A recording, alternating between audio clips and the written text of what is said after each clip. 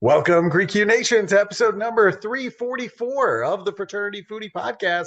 I am your host, Mike Ayalon, CEO of Greek University. I'm a speaker and an author. Our third book, it's called From Letters to Leaders, Leveraging Your Fraternity or Sorority Experience to Land Your Dream Job, is now on Amazon. Go and pick up that book today. We call these episodes the Fraternity Foodie Podcast because there is nothing like great food to bring college students together. Fun fact, I didn't see my first therapist until I was an adult, and I think that was a huge mistake.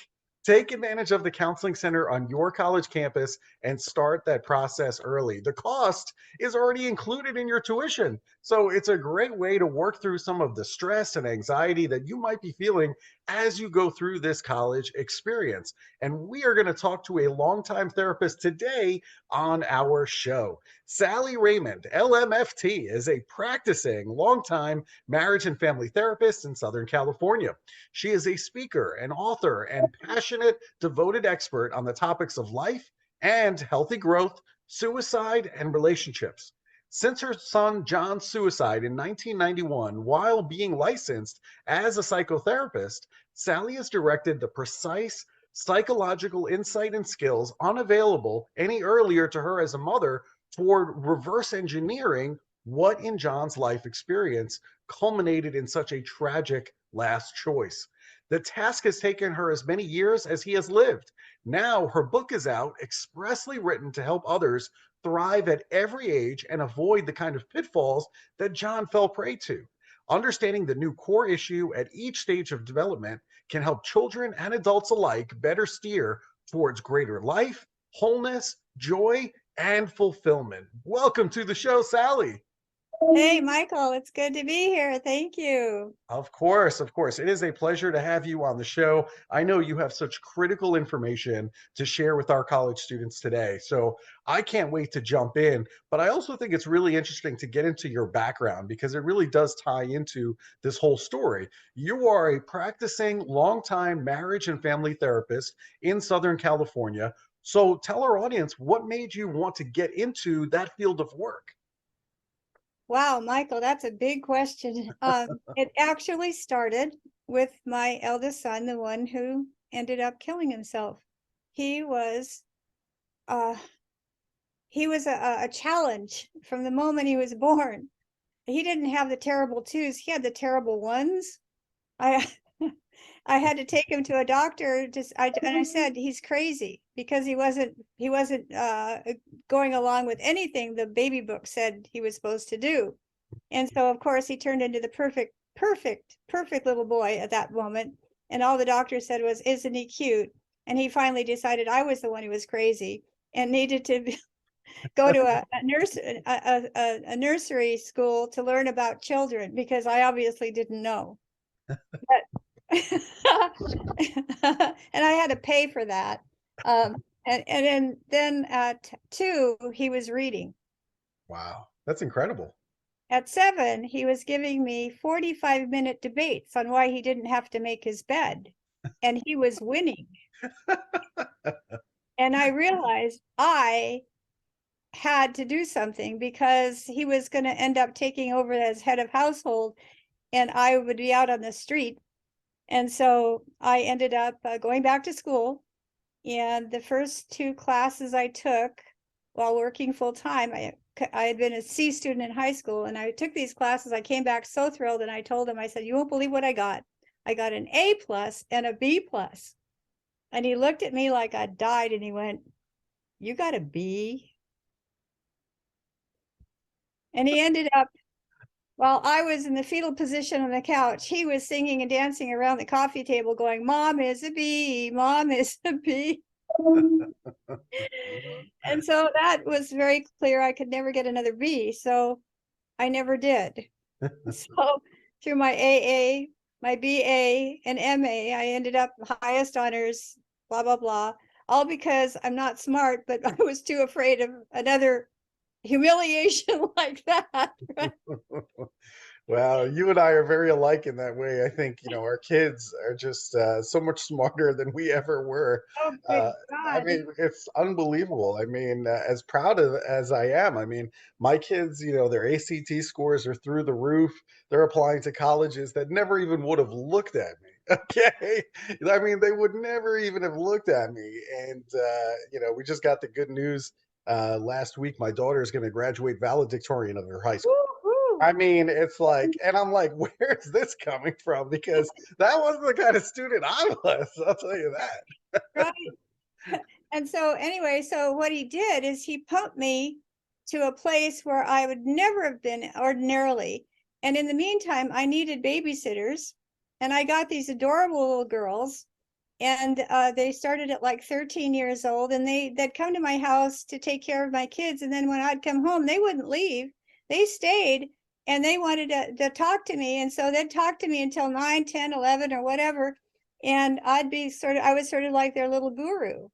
And and they needed a safe house, and they needed to be able to talk about things. And one girl finally told me many years later, she said, all my friends are sneaking around on their parents. They're doing sex, they're doing drugs, Mhm. just to find out, who they are. And she said, all I have to do is come over to your house with a can of Diet Pepsi Light, and no, a Diet Pepsi and a pack of Benson and Hedges lights, and I can find out everything I need without having to leave your kitchen. Wow. So I loved it. I absolutely loved these young people, and I loved the questions and the experiences, and some were suicidal at points, and I, took care of that. And they're all still doing fine today, and they still see me out and about and go, "This was my second mom." And it was then that I realized I wanted to do it for the rest of my life. Mm, mm, mm. All right. Well, listen, that certainly makes a lot of sense. And then halfway through your licensure as a psychotherapist, then of course, your firstborn, this brilliant son of yours, John, he tragically dies by suicide at the age of 23. Um, you know, in reading the story, I mean, this happened back in 1991. He basically gunned his car into a retaining wall and he was instantly killed. Yeah. And you've given this question a ton of thought, at this point. Why did this happen? Okay, well, you're looking at a boy who I have to go back to where I left off with him. After 7, Hmm. at 14, he was in calculus at UCSB at 14, Hmm. getting straight A's and inventing new proofs. Amazing. At 15, he was teaching calculus. Wow. At 16, he was invited into Carnegie Mellon in theoretical math. And in 4 years, he finished both his BS and MS simultaneously. Wow. So you had this innocent, too naive young man who was just on, a tear, an academic tear, getting nothing but A's, and that's all he ever had. And, so that's what he thought is normal. This was right and good. And so then he gets out in the real world, and he ends up in Silicon Valley, and they put him as the head of as point man on their development team, a corporation. Mhm. And he loves it. He's happy. He's fulfilled. He has so many more skills than just mathematics. Believe me, he was a mediator. He was incredible in English and everything else. And anyway, on Good Friday in 1991, his boss, who he just loved, relocated him and said, "You're going to be working here from now on." And he didn't tell him why. And he said, and my son kept saying, "What have I done wrong?" And the man said, "Nothing, you've done nothing wrong. We're just moving you to this other part of the plant." My son took it as an F. What he didn't know, that I had to find out years later when I finally could do the research, is that at that very time, IBM was taking over that corporation. His job was going to be gone. And so they were moving him to a place that would survive the buyout. they were trying to keep him. He took it as an F, and he went into a panic. And he'd never had a B, so an F was impossible. And he tried to call out a couple of times to different people. They didn't understand what was happening. I don't think he tried calling me. I was out at the time. And anyway, he just took his car and turned it into suicide. Oh my And God. yeah, Ooh, and and it would have, if he had lived long and just a little bit longer, he would have learned about the buyout. He would have learned that they valued him so much they were trying to keep him. right. And he would have, wherever he was going to go astronomical. But it was so tragic because it was completely unnecessary. But that's another thing we're not doing, is we're not preparing our youth who are going to go out into the career world of work and all that, about the dynamics of corporations and what you can expect, and learning the structure of them, and how they function and everything. If you don't know what you're going into, you're going to make some terrible mistakes and think it's your fault when it's really just the corporation. Wow, I am so sorry. That is just a brutal story. Now, you ended up writing the book. It's called The Son I Knew Too Late, a guide to help you survive and thrive. Talk to our audience. What's your goal with this particular book? Well, first of all, when it happened, I was just becoming licensed, and as a mom, I was demolished. And no story I knew of him could have ended this way. So that meant I had missed it, his pain, and I couldn't bear that. And so I had to find, with the tools I now had, I had to go find the stories I must have missed. And so over the years, it took years to, with the new tools, I'd see what was really going on with him at various points. And I finally found up to 90 stories that fit the bottom line. That then I killed myself. And none of them died with him. I see them in my office every day. And so I couldn't be his mom or a psychotherapist if I didn't tell his stories in a way that would help other people survive. Yeah. And that was my job. My goal was to help other people know what we didn't, so that there doesn't have to be these insanely needless losses. And there's just so much that society is doing wrong that John has basically pointed out with his life and suicide that needs to be redressed, because we're setting kids up to fail too much. And it is completely artificial. It's completely being legislated at the level of society and schools and the way they're structured. And this doesn't need to be.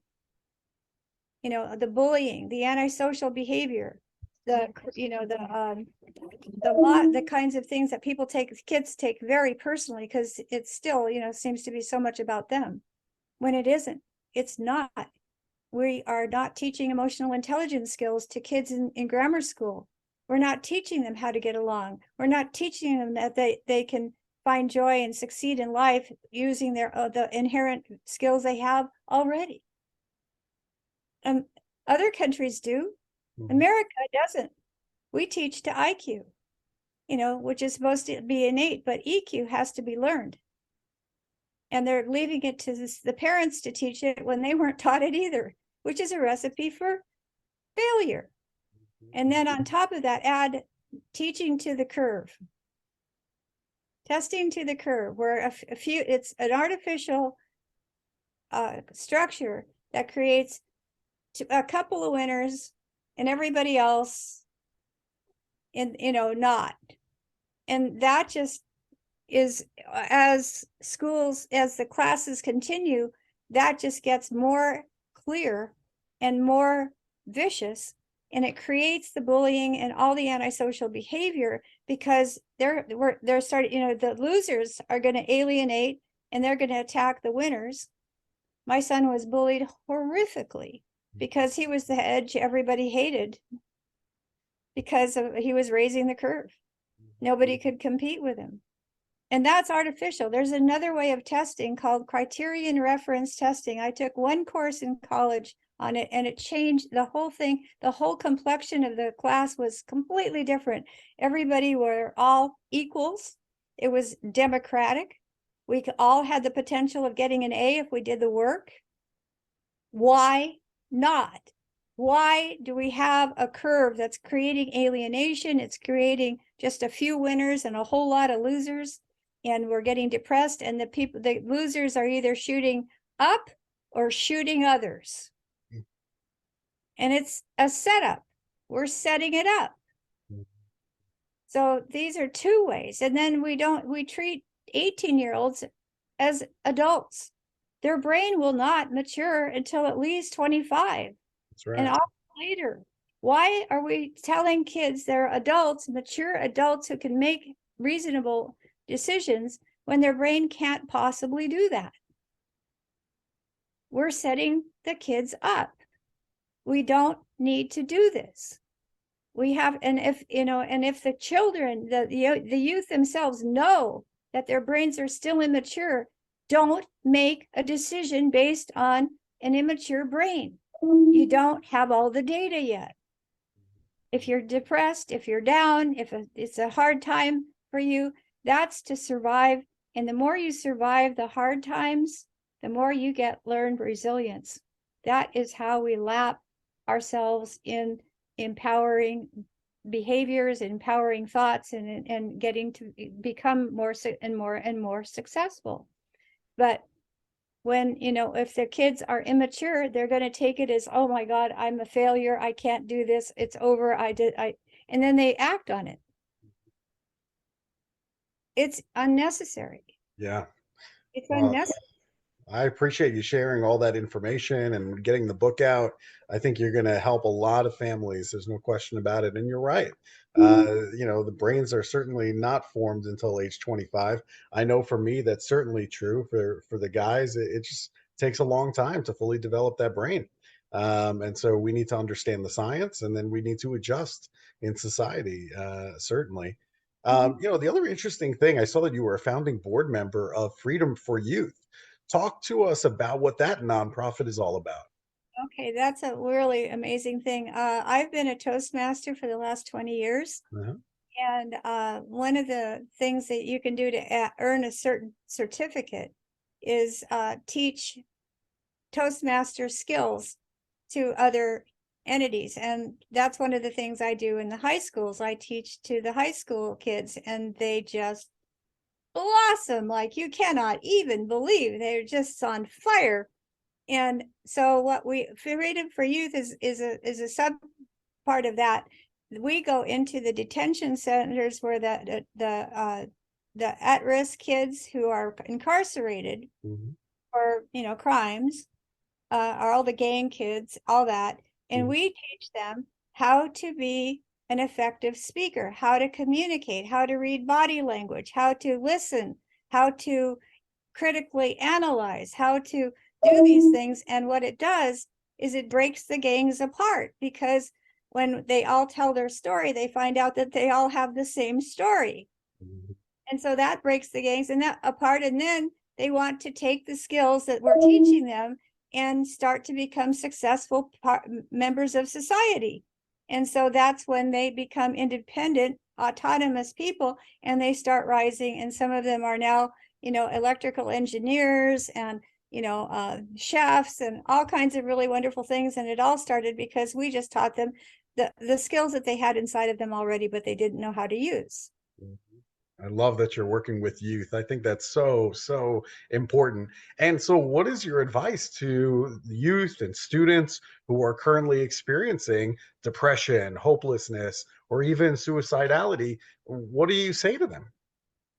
Wow, there's so much. First of all, when life is a wave. There's always the up part and there's always the down. It's how contrast effect gives us information. We don't have contrast. If without contrast effect, we have no information. It's all blah. So when the wave is up, all seems well. You could just surf it. That's great. But when it drops, that's when it gets serious. And that's where there's a lot to learn, but it feels dark, it feels hard, it feels scary, and it can feel like it'll never end. But every wave goes down and comes back up. And so when you're in the bottom of a wave, the last thing you do is anything. Do not act. Hold. Just hold. Hold tight, because the wave is already starting to rise. And so when it rises, it'll all be blue sky, and it'll help nudge you forward to new shores, but it always has to drop down. And that's where the learning, that's where we equip ourselves, that's where we gain the resilience, that's where the knowledge really comes to be able to move forward. When everything's good, you just ride the wave and have a good time, but you are moving forward all the time. We never stand still. And my the metaphor for it was, I was in Hawaii one time with my boyfriend years ago, and we were in this place all by ourselves called Shark Cove. It was on Lanai, on the Pineapple Island, and we were all by ourselves, and we were looking at this cove below us, and it was just like, oh my God, that is like Peter Pan's Skull Rock. It was just too beautiful. And we just, jumped off the cliff and got down and jumped in the water, and we were just swimming around corals and little fishies and everything else, and it was just great. And then all of a sudden, a big swell came in, and all of a sudden we looked at shore, and the waves were just crashing on shore, and they were huge. And we were like, oh my gosh, we have all this coral to go through to get to the beach. And it was like, we're going to be mincemeat by the time we get to the beach. We'll be cut up into little bitty pieces. And my boyfriend just kind of crooked his finger and just said, follow me. And what he did is, the wave, as the wave receded, we went over a wave, and then as it started to diminish, he just dove down to the bottom of the sea and grabbed hold of the sand and kind of used his hands as sea anchors. And we just had, and so I did too. And the wave went back, and we just held. And when the wave returned and started coming back up and rising again, we rose with it. We went over the next series of coral, dove down, held, so that the danger didn't affect us, and we were only going forward safely. And that's how we got to the beach. And it was a metaphor for me, is that we, when it's dangerous, dive down and hold. Just hold. Don't act. Do not do anything, because you'll act out of desperation, and it will be a guaranteed fail. That's really good advice. That's just one thing. But of course, don't do this alone. Get help. There's so many resources out there now. There's 988, which is a suicide prevention line. There's so many wonderful things for trans kids, for LGBT kids, for all that. There's specialized groups, and it's all in my book. I have a whole compendium of stuff so that people can, access what they need at the time, for minority people, for all that sort of thing. There's so much available, but if you don't know it, you won't be able to use it. So take full advantage, and do not do this alone. Get help, talk to people, tell them how you feel, especially to therapists, to professionals who can really do be the most beneficial to you. And I mean, I've saved so many kids' lives. I wish I could have saved my son. I never got that opportunity. But anyway, this is really, really, it's so critical, because it's not about you. There's so much that isn't about you, and you won't know that till later on. So hold on and wait, and then you'll see that you're doing everything perfectly. It's all in the perfect time. It will all work to your benefit, but you need to stay alive. That's right. Now, the book is great. I love all the resources that you put in there. Are there any warning signs that other college students should think about, such as fraternity members, sorority members? I'm thinking athletic teams. What should they be looking out for in other members in their organizations, or other students on campus? Absolutely, they are. Let me hold. I was just getting that, and there's, where is it? I had it written. Oh yeah, the warning signs. If somebody's talking to you about being a burden on others, Mhm. if they're talking about suicide or feeling like killing themselves or something like that, or feeling trapped Mhm. in unbearable pain, if you see somebody excessively using alcohol or drugs, if they're behaving recklessly, they're playing with it. If they have mood swings, if they're sleeping too much or too little, if they're withdrawing or feeling isolated, changes in eating or in socializing, giving away money or things, that's a really imminent one. That means they're ready to die. So if somebody's just acting really generous and like, take this, take that, suicide. Mhm. Think about that and say, are you suicidal? You have to ask them, Mhm. are you feeling suicidal? They'll Yep. tell you. They really will, but you Mhm. have to ask. It's not going to make them angry. And if they are angry, good. Yeah, It's a that's a good. tough one. I mean, I know for college students, it's really hard to ask somebody that and to be able to verbalize that. Are you thinking of killing yourself? In mental health first aid certification, we actually go through that exercise and we pair off and we practice that because it's hard. I mean, you're asking a college student, an 18-year-old, to be able to verbalize that when really their communication is on this phone, right? I mean, it's hard. It is hard for them. It's not like when we grew up. It's No, different. but tell them to text it then. If they can't say it, tell them to Yeah. text it. Are you feeling like killing yourself? Yeah. It's the most important question, because when nobody does, they will kill themselves. Mm. I have a horrible, I rent rooms to young people. And years ago, I had a Chinese couple, and they were in their 20s and they were getting their PhD. And the girl came to me one time and she was just absolutely mortified because she just heard from her sister in China, that her sister's best friend had called her sister and said, "I'm suicidal. What should I do? I'm up at the top of this high rise." And she said, "Oh, jump." Oh, And the girl did. oh my gosh. I can't And even imagine. yeah, and she has to live with that. Yeah. It's impossible. It's not a joke. No. And you have to be serious and you can't play around with it. It's Mhm. not a joke, and they take you seriously and they are not in a good place. So you have to act on the side of life at all times. Yep. You can't afford to play around with it. Right. Yeah, you got to take it all seriously. 100% agree with you. And many times they're not verbalizing it to a lot of people. So you have to assume you're really the only person they've told that to. So you really have to get them help as quickly as possible and take them at face value that they mean exactly what they're telling you. So that is all really, really good advice. And the book, of course, is called The Son I Knew Too Late, A Guide to Help You Survive and Thrive. Go and pick up that book because Sally has some amazing resources in there. So if our college student listeners, if they want to buy the book, if they want to bring you in as a speaker on suicide prevention on their college campus, where should they go to connect with you? Well, they should go, I'd say go to my website, but right now it's being revised, so it's not an 100%. So I'd say just email me at S as in Sam, B as in boy, SAL as in Sally at cox.net. And I will be so happy to follow through, because I'm almost 80 years old and I'm going for it. I am not leaving this world without doing every single thing I can to help save lives. Oh, thank you so much for sharing all of that.